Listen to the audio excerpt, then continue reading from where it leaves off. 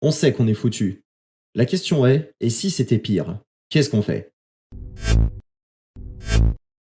Je n'ai rien changé à mes habitudes parce que j'ai été préparé à cette crise depuis un long moment. En fait, beaucoup de gens se moquent de moi parce que je me prépare depuis si longtemps. Parce qu'ils pensent que ce pourquoi je me prépare ne va jamais arriver. Eh bien, cela va arriver. Ça n'a pas encore vraiment commencé, mais on s'en rapproche. Le problème est que la Banque centrale a mis en place sa politique monétaire tout en regardant dans le rétroviseur parce qu'il continue à créer de l'inflation, à imprimer des billets, à faire de l'assouplissement monétaire, quel que soit le nom que l'on lui donne. Et il continue à imprimer de l'argent. Et il regarde dans le rétroviseur et il regarde le PIB. Tant que c'est en dessous de 2%, ou qu'une certaine partie est en dessous de 2%, ils pensent qu'il n'y a aucun problème à imprimer de l'argent. Mais ils ignorent la route face à eux. Ils continuent à regarder le rétroviseur, aux chiffres du PIB. Et ils continuent à imprimer de l'argent, à faire grossir cette bulle de l'inflation et à déformer l'économie. Ce qui mène à cette bulle de la dette. À un gouvernement de plus, en gros, en dépensant de plus en plus d'argent emprunté. Et tout d'un coup, ils regardent devant eux, dans le pare-brise, et ils voient cette grosse augmentation du PIB. Leur réaction initiale est «Oh, ne vous inquiétez pas pour ça, ce n'est rien». Et après quelques mots de plus, ils disent que c'est juste temporaire. Ça va passer. Et maintenant, ils ont ce gros problème qui était inévitable.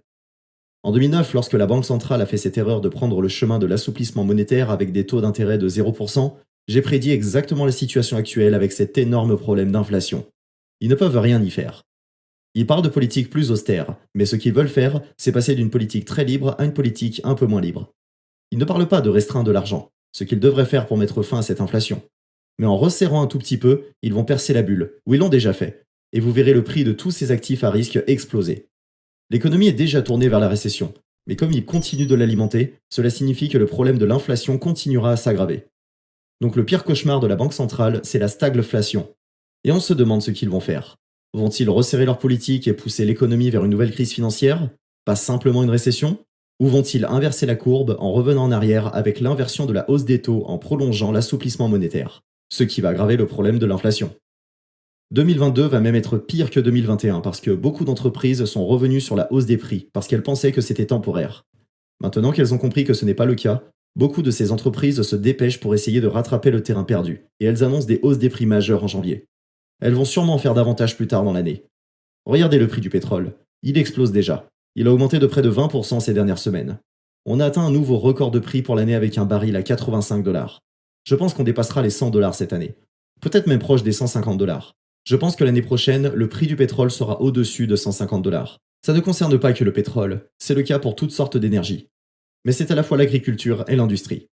Le gouvernement essaie de rejeter la faute sur les pénuries d'approvisionnement. Ce n'est pas une pénurie d'approvisionnement, c'est un surplus d'argent. C'est tout cet argent imprimé qui pose problème. Est-ce que la Banque centrale a pris la bonne décision en contractant la masse monétaire? Alors on ne verrait pas ces prix élevés augmenter. Il y aurait peut-être eu une réduction de l'offre, mais en contrepartie, il y aurait une réduction de la demande.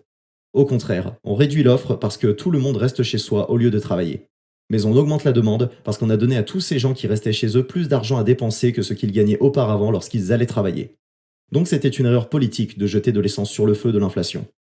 Et maintenant, on doit gérer les conséquences, et ça ne fait que commencer.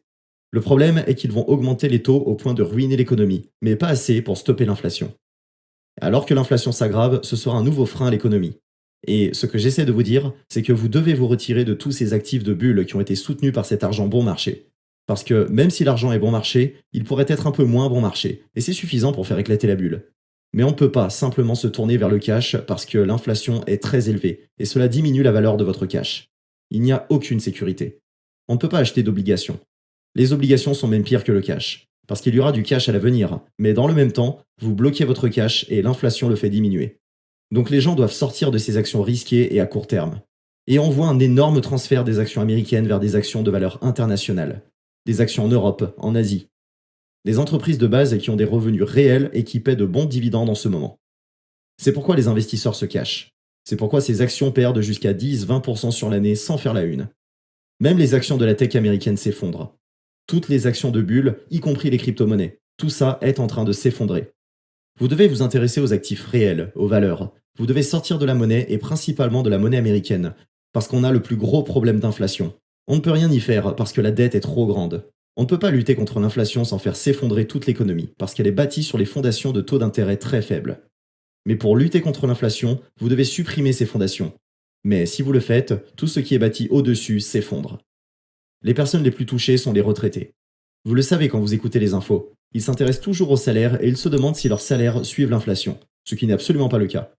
Mais au moins, si vous avez un salaire qui augmente de 5% et que les prix augmentent de 10%, vous êtes seulement plus pauvre de 5%. Mais si vous êtes retraité, votre salaire ne bouge